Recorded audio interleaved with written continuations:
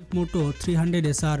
এই দুইটি বাইকের মধ্যে আসলে কোনটি সেরা? যারা R15 পছন্দ করে তারা বলে R15ই সেরা, আর যারা CF মোটো 300 পছন্দ করে তারা বলে কোথায় 150 সিসি আর কোথায় 300 সিসি। দেখুন বন্ধুরা, বাংলাদেশে স্পোর্টস বাইক প্রেমীদের জন্য ইয়ামাহা R15 আর CF মোটো 300 এখন সব থেকে আলোচিত দুইটি নাম। একদিকে আছে ইয়ামাহার লিজেন্ডারি পারফরমেন্স আর স্পোর্টি লুক, অন্যদিকে CF মোটো 300 SR দিচ্ছে পাওয়ারফুল ইঞ্জিন এবং আধুনিক ফিচার্স। কিন্তু প্রশ্নটি হচ্ছে আপনার জন্য কোনটা হবে পারফেক্ট বাইক। আজকের এই ভিডিওতে আমরা এই দুইটি বাইক নিয়ে তুলনা করে দেখব কোন বাইকটি এগিয়ে আছে। ভিডিওটি অনেক ইন্টারেস্টিং হতে চলেছে, তাই শেষ পর্যন্ত দেখতে থাকুন।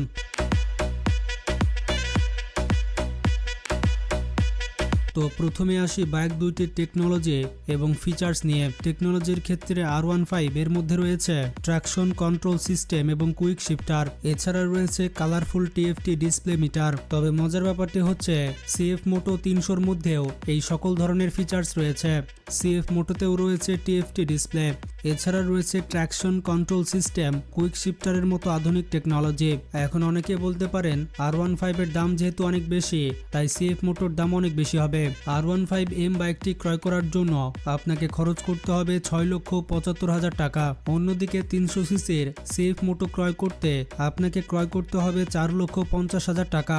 আর এটি একটি অবিশ্বাস্য ব্যাপার, কোথায় 6,75,000 টাকা আর কোথায় 4,50,000 টাকা। 300 SR বাইকটি আপনারা মোটামুটি 2,10,000 টাকা কমে পেয়ে যাবেন, আর এই টাকা দিয়ে আপনি আরও একটি জিক্সার মোনোটন বাইক কিনতে পারবেন। তো এবার যদি লুকের দিকে আসি, তাহলে R15M এ রয়েছে আক্রমণাত্মক sporty look, arrow dynamics design sports bike প্রেমীদের জন্য একটি আদর্শ বাইক করে তোলে। অন্যদিকে CF মোটো 300 SR আধুনিক ও ফিচারিস্টিক লুকের জন্য বেশ জনপ্রিয়। এটির সফট লাইট এবং ইউনিক গ্রাফিক্স এটিকে আলাদা করে তোলে। এবার যদি আমরা কথা বলি ইঞ্জিনের, তাহলে R15 এর ইঞ্জিনে রয়েছে 155 সিসির লিকুইড কুল ইঞ্জিন এবং VVA প্রযুক্তি, যেটা প্রায় 18.4 bhp পাওয়ার জেনারেট করতে পারে।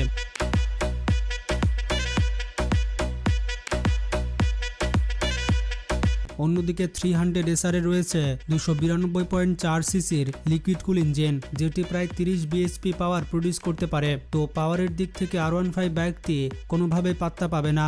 R15 এর স্পিডের ব্যাপারটি হচ্ছে R15 0 থেকে 100 কিলোমিটার গতি তুলতে পারে 10 থেকে 11 সেকেন্ডে।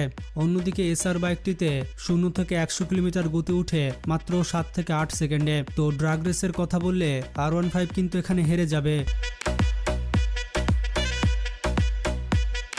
আর ড্রাগ রেসে 300 SR জিতে যাবে।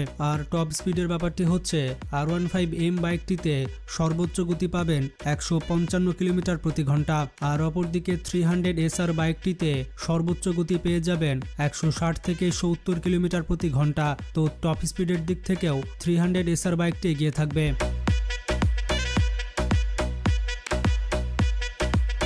R15M বাইকটিতে মাইলেজ পেয়ে যাবেন 45 কিলোমিটার। অন্যদিকে CF মোটো 300 SR এ মাইলেজ পাবেন 35 কিলোমিটার। তো মাইলেজের দিক থেকে কিন্তু R15 এগিয়ে থাকবে, কারণ 10 কিলোমিটার পার লিটার বেশি মাইলেজ দিচ্ছে। তবে দুইটি বাইকের হ্যান্ডেলিং এবং কমফোর্টের মধ্যে পার্থক্য রয়েছে।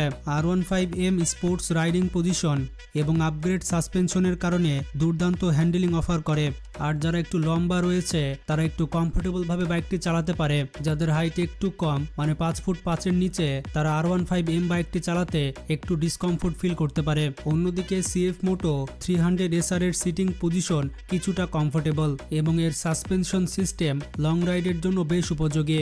যারা একটু কম হাইটের রয়েছেন, মানে 5 ফুট থেকে 5 ফুট 5 ইঞ্চির মধ্যে, তারাও CF মোটো বাইকটি চালাতে পারবেন। তাছাড়া লং রাইডের জন্য CF মোটো অনেক ভালো। R15M এ লং রাইড করলে আপনার ব্যাক পেন হতে পারে এবং বিভিন্ন সমস্যা হবে, তবে CF মোটোতে সেটা কিছুটা কম হবে। তো এখানে সামারি দাঁড়াচ্ছে, যদি আপনার ফোকাস হয় স্পোর্টি লুক এবং মাইলেজের, আর আপনার হাইট যদি অনেক ভালো হয়, তাহলে R15 আপনার জন্য।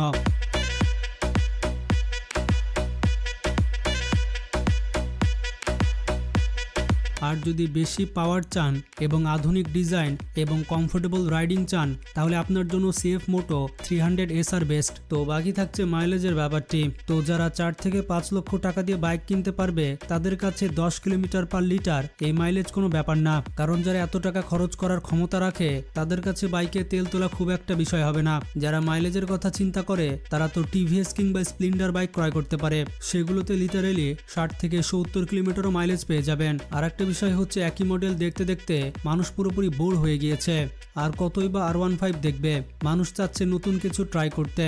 তাছাড়া 150 সিসির বাইক হওয়ার পরেও R15 বাইকের দাম 7 লক্ষ টাকার কাছাকাছি, এটা কিন্তু একটু বেশি হয়ে যায়। ইয়ামাহা যদি দাম না কমায় তাহলে তাদের অবস্থা কিন্তু নোকিয়া কোম্পানির মতো হয়ে যাবে। তাই ইয়ামাহা এবং সুজুকি কোম্পানিকে বলছে সময় থাকতে দাম কমিয়ে ফেলুন, নয়তো আমও যাবে ছালাও যাবে।